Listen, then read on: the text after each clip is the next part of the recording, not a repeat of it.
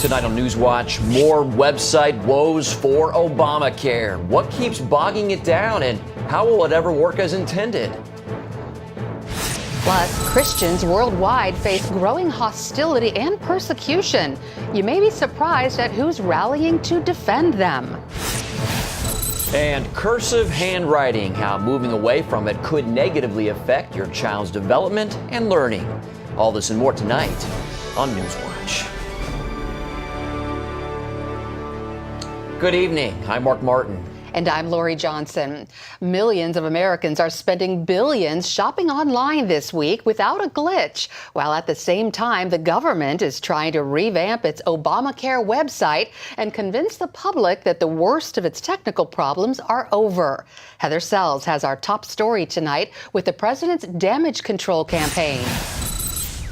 For Americans this week, the contrast is striking. Businesses are setting records daily, shipping millions of Christmas gifts and taking in billions online. At the same time, a crippled government website threatens to wreak havoc with Americans' ability to get health insurance. FedEx says we're going to ship 22 million packages, and they'll do it in 1 or 2 days. And the president is, crowing about the fact that when this website is up and running, they might be able to handle 800,000 accounts. Many cannot help but take notice that while American businesses are demonstrating peak efficiencies online, the American government is demonstrating colossal incompetence via healthcare.gov. To combat the perception, the president has begun a PR push designed to highlight the benefits originally planned in the law. Our poor execution in the first couple months on the website clouded the fact that there are a whole bunch of people who stand to benefit. Now that the website's working for the vast majority of people, we need to make sure that folks refocus on what's at stake here. The president is hoping that more Americans will change their minds and sign up for government health insurance, but Republicans counter that it's too little, too late. House Republicans are going to continue to listen to our constituents, listen to the American people, and try to focus on protecting them from a fundamentally flawed law. One of the latest flaws to surface, a problem with enrollment data. Insurers say a lot of what they're receiving is useless. And that means some consumers may not be covered on January 1st, the day that coverage is scheduled to begin. It's another huge headache for the White House. So big, in fact, the administration is meeting daily with insurance reps just to discuss it. Heather Sells, CBN News. Cyber Monday is giving retailers an early Christmas present. Many are actually calling it Cyber Week now, unveiling discounts throughout the week. As CBN's Charlene Israel reports, savvy shoppers are finding deep discounts without the craziness of Black Friday. It's the home stretch for holiday shopping. Consumers proved Monday that even after a busy shopping weekend, there was money left to spend. When the totals are all added up, Cyber Monday sales are expected to top the $2 billion mark for the first time, according to research firm ComScore. That's up 20% from last year. So Cyber Monday, we tend to see deeper discounts. Deeper discounts are anything 40% and above. If you see 40% and above, take it. It's a good deal. It's every store putting their best foot forward. This day is the single largest e-commerce day all year round. Amazon offered lightning deals every 10 minutes, including a Kindle Fire for $50 off. On Walmart.com, online shoppers could snag an iPad for $150 off. Then there was 50% off at Old Navy, 40% off at H&M, and the list goes on. I like a deal. Doesn't everybody? People are looking for good deals. Money's short and time is short, and for those that like to shop quick and easy, it's definitely beneficial. Online retailers that cater to smartphone users benefited the most. This year, mobile shopping accounted for 30% of all online sales. That's up 61% from last year. Cyber Monday also means big business for shipping companies. Last year, FedEx moved 20 million shipments after the busy online shopping day. This year, they expect to break that record. Today, we're expecting to break our totals by more than 10% from last year, so we're expecting to ship 22 million packages today. it's record numbers for us. So we're very excited about the volume coming in. And more shipping means more jobs during the holiday season. Last year during the holiday season, FedEx hired 20,000 employees to come on board to help out for the holidays. And this year, we're actually expecting a little bit more. So it's fantastic for the economy. It's creating jobs. So it's a win-win. Charlene Israel, CBN News. This might be the last year some of those online deals could be without tax. Recent court battles over the issue seem to be leaning in favor of states collecting taxes the same online as in stores. Cyber Monday was all about buying, but today is Giving Tuesday, and many charities and ministries are hoping to truly turn this into a season of giving. From the American Red Cross to the Salvation Army, groups are challenging Americans to help them reach the sick, the needy, and the lost. CBN is also participating with Giving Tuesday. Today only, all donations to CBN will be matched by existing CBN partners. The American Civil Liberties Union is suing the United States Conference of Catholic Bishops over its hospital ethics. In a lawsuit filed in federal court in Michigan, the ACLU accuses the bishops of negligence for barring abortion treatments and the mention of them in cases that put the mother's life at risk. The ACLU says Mercy Health Muskegon Hospital did not tell a mother experiencing premature labor she should consider terminating her pregnancy because of the bishop's guidelines. Those rules do allow for treatments when a pregnant woman is gravely ill, even if they result in the death of the child. 42 babies have died in botched chemical abortions in Ohio. A press release by Ohio Right to Life shows records of the deaths reported to the state's chemical board. FDA protocol states the abortion pill RU-486 can only be administered through 49 days of pregnancy. But Planned Parenthood defies that protocol by administering the drug through 9 weeks of pregnancy. The drug has killed 14 women and injured more than 2,000 in the U.S. Ohio Right to Life is urging the state's attorney general to make legal action against Planned Parenthood a priority. Liberty University will be forced to provide contraception coverage to employees. The Supreme Court rejected the university's lawsuit against the Federal Affordable Care Act mandate requiring contraception coverage. The Christian university argued the mandate is a violation of religious freedom. Liberty objects to the part of Obamacare which forces the university to cover contraception, including abortion drugs. Liberty was appealing after a lower court dismissed their lawsuit. The congressman leading the investigation into the IRS targeting scandal says the FBI is blocking the inquiry. The Washington Times reports Republican Darrell Issa is threatening subpoenas to get information from the FBI director. Issa is investigating allegations that the FBI targeted the Tea Party and other conservative groups holding up their tax-exempt status before recent elections. It's been 6 months since the investigation began, and the FBI still has yet to release any information, but says it's still investigating. Detroit can shed billions in debt after bankruptcy following a judge's ruling in lawsuits against the city. The judge turned down objections from unions, pension funds, and retirees, all at risk of losing billions under the plan, along with other creditors. It was a particular blow for retirees, some who are living on as little as $20,000 a year. The judge said their contracts with the city, like any other contract, can be cut. Their attorneys are planning an appeal. Retirees in Illinois are nervous as lawmakers there talk about trimming their pensions. The state has the worst funded retirement fund in America. The plan would save about $160 billion over the next 30 years for the state. Labor unions argue the proposal is unfair to retirees and could even be unconstitutional. Congress renewed the 25-year ban on guns that cannot be seen by metal detectors, but the measure did not include new tighter restrictions proposed by Democrats. They wanted to require permanent metal components on firearms as opposed to removable ones. This was aimed at people who use a 3D printer to make a plastic gun that can pass through a metal detector by removing its metal parts. The National Shooting Sports Foundation says it wanted to be sure, quote, the laws and regulations do not hamper the ability of our members to take advantage of technological advancements. A commercial submitted to air on the upcoming Super Bowl has been rejected because the National Football League considers it too controversial.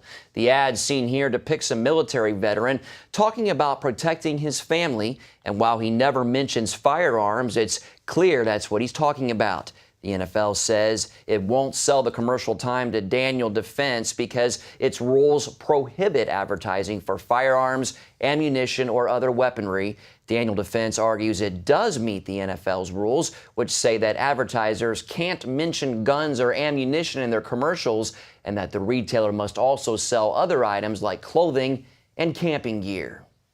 An Oregon girl has been banned from selling mistletoe in a city park. The 11-year-old girl was trying to raise money to pay for braces. However, a security guard told her even though she cannot sell mistletoe in the park, she is allowed to beg. 11-year-old Madison Root wants to improve her smile, so she went to her uncle's farm to cut and chop 100 bags of mistletoe this Christmas season, hoping to sell them to help her dad pay for her braces. Her target consumers, shoppers at an outdoor market in Portland, Oregon. I wouldn't think that I have any problems because people are asking for money. People are selling stuff. This is a public place. A security guard told Madison she can beg for donations, but she cannot sell anything without a license because of Portland City Code. There are people just next to me that have big signs that say "Got Pot." They're raising money for pot. I don't want to beg. It's just, I would rather work for something than beg.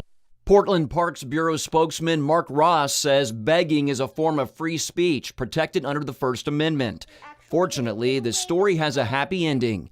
Television viewers are stepping up to the plate, ordering hundreds of bags of mistletoe. Also, the owner of a huge Christmas tree farm, Mackenzie Cook, gave Madison $1,000 in seed money. I saw in Madison what I saw in myself at a very early age. And so Madison Root finds herself in the orthodontist chair, and the braces are going on. There's always exceptions being made in our Portland laws. So why can't there be an exception made with a little girl selling mistletoe for her braces? Coming up, how some prominent Jewish leaders are leading the charge to defend persecuted Christians. In 2008, my husband Gary departed for heaven. I was still grieving. And then to find out I had cancer, I began praying, God, how do I do this? Where do I do this? Cancer Treatment Centers of America was the place. Dr. Neelam outlined a plan that would take care of my mind and my body, and she prayed with me. For Bible-believing Christians, we're able to pray with them in a much deeper way as they begin to really rely upon their faith. At Cancer Treatment Centers of America, we believe in the power of faith and prayer as indispensable allies in the fight against complex and advanced stage cancer. I'm back in Telluride on the mountain skiing. I feel strong and healthy. Advanced medicine and technology. And I am a survivor. The warm embrace of the Spirit and the power of prayer. These are happy tears. Please go to cancercenter.com/faith. Appointments available now. Cancer Treatment Centers of America. Care that never quits. Attention sleep apnea patients. Are you tired of the expense and hassle of getting your CPAP and BiPAP supplies? Are you fed up with dealing with ill-fitting, leaking, or worn-out masks and straps? Are you worried about the effects that unsanitary tubes, cushions, and filters have on your health? If you said yes to any of these questions, Allied Medical Supply Network has the solution to your problems. You could qualify to have your supplies regularly delivered right to your door at little or no cost to you. That's right, no more inconvenience, no worn-out masks and straps, no more unsanitary equipment, just restful sleep. Call Allied Medical Supply Network today to determine if you may qualify to receive your fresh, brand-name supplies at little or no cost. Don't delay. Call us now to see if you are eligible to save money on regular delivery of your CPAP and BiPAP supplies. Call 1-800-815-9947. That's 1-800-815-9947. Or go to cpapsupplyhelpline.com. In the wake of U.S.-Israeli tensions over Iran, nearly half of Israeli Jews want their country to look for new allies. That's according to a new peace poll by the Israel Democracy Institute. 49% say Israel should reduce its dependence on the U.S., and look for friends elsewhere. But 70% believe Israel won't find new allies, and 71% still believe the U.S. is a loyal and important ally. Meanwhile, nearly 8 in 10 of those polled believe the deal made with Iran by the world's great powers will fail. A growing wave of persecution faces both Jews and Christians worldwide. One Jewish leader says the two groups must stand together in the face of increasing violence. CBN's Julie Stahl has the story from our Middle East bureau. I will not be silent, and we will not be silent. That's the message Ron Lauder, president of the World Jewish Congress, takes to Christians these days about Jewish support for persecuted Christians. Silence is the biggest help to anti-Semitism or anti-Christianity. One of the things we've seen over and over again is that when you talk out and you fight back, people react. Historians blame public apathy for helping lead to the horrors of World War II. The World Jewish Congress, founded in 1936, became the diplomatic arm for Jewish people worldwide. We see the same recurrence we saw in the 1930s, and it's very scary. But there's also an anti-Christian feeling. We've seen it in the Middle East particularly, when churches are burned, when people are killed. Lauder noted that some 450,000 Christians have fled Syria, and in Bethlehem, the Christian population has dropped from a high of 70% to around 15 to 20% today. He also told CBN News about two types of anti-Semitism growing in Europe today. The first masquerades as anti-Israel feeling, mainly stirred by Muslim populations in Western Europe. The second is pushed by extremists in Eastern Europe and elsewhere. And these extremes have to blame somebody for the problems, and they're blaming the Jewish people once again. Lauder is viewed as the leader of the Jewish community worldwide. His background as a former senior Pentagon official and U.S. ambassador to Austria puts him in a unique position to speak to world leaders. In an unprecedented move, Lauder thanked thousands of Christians during September's Feast of Tabernacles celebration for their support for Israel. Thank you for standing on the right side of history. Thank you for standing with God. And thank you for standing with us, the Jewish people. And lastly, thank you for standing here in Jerusalem, the eternal, undivided capital of the State of Israel. David Parsons called the speech an historic moment in diaspora Jewish-Christian relations. There aren't many prominent diaspora leaders who have done this in the way that he did, coming and openly and profusely thanking us for our support and actually saying, we want to partner with you. You've stood with us on Jerusalem. Guess what? We want to stand with you on the issue of the persecution of Christians in Muslim countries. Every time something's done, be it to Jews or to Christians, it hurts us all. We must work together. Julie Stahl, CBN News, Jerusalem. The head of a Syrian convent says rebels have abducted 12 nuns from a Christian village. Syria's Greek Orthodox Patriarch is appealing for their quick release. The convent's Mother Superior says the nuns and 3 other women were taken from their village, while 2 bishops and a priest have been captured in Syria's 3-year-old civil war. This is the first time nuns have been reported harmed in the conflict. Voters in Croatia overwhelmingly approved a measure to define marriage as a union of a man and a woman. Nearly 2/3 of the voters supported amending the Constitution. The measure bans same-sex marriage. A Catholic group gathered nearly 750,000 signatures to support the referendum, and that required Parliament to call for the vote.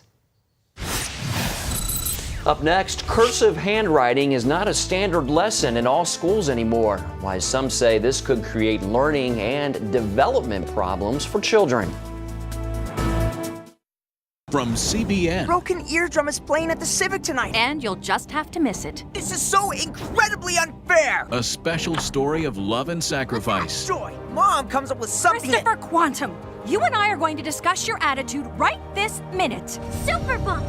No. Join the Superbook DVD Club and get Superbook's newest episode, He is Risen. plus 2 copies to share with others, all for your gift of $25. They have arrested Jesus, the Messiah. Do you not know that I have the power to crucify you? No! Please! You can't! They've taken him to Golgotha. We must hurry. Mary is about to lose her son. The worst thing any mother could face. I am not leaving her. Superbook. It's an amazing way to build a strong spiritual foundation in the children you love. Mary, who are you looking for? I've seen him! He is alive! Superbook. He is risen. Available now. You're watching CBN News Channel. Available on the web 24/7 at cbnnewschannel.com. Jim is 38, mortgage, married, 3 great kids. He wants to protect his family with a $500,000 term life insurance policy. What do you think it'll cost him? $100 a month? 60? 40? Actually, none of the above. Jim can get a $500,000 policy from a highly rated insurer for under $19 a month. His secret? SelectQuote. SelectQuote is impartial. They'll comparison shop the pick of insurance companies like these to give you a choice of your best prices. SelectQuote has great savings on term life for women, too. Jim's wife, Deidre, can get a $500,000 policy for under $16 a month. SelectQuote has helped make term life insurance affordable for hundreds of thousands of people since 1985. How about you? Just call this number or go to SelectQuote.com. SelectQuote. We shop, you save. Attention sleep apnea patients. Are you tired of the expense and hassle of getting your CPAP and BiPAP supplies? Are you fed up with dealing with ill-fitting, leaking, or worn-out masks and straps? Are you worried about the effects that unsanitary tubes, cushions, and filters have on your health?